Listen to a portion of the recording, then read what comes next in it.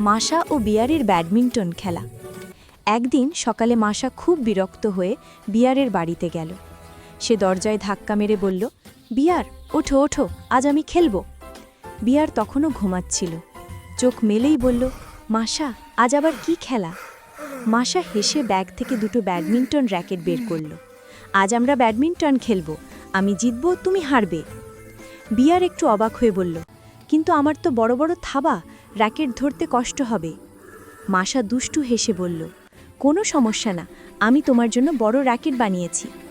সে গাছের ডাল, দড়ি আর পুরনো জালের টুকরো দিয়ে বিয়ারের জন্য বিশাল এক র্যাকেট বানিয়ে দিল।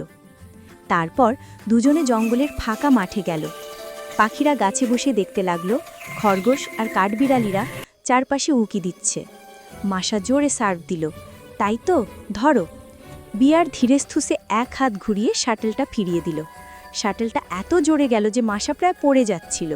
সে চিৎকার করে বলল, ও না, তুমি তো অনেক শক্তিশালী।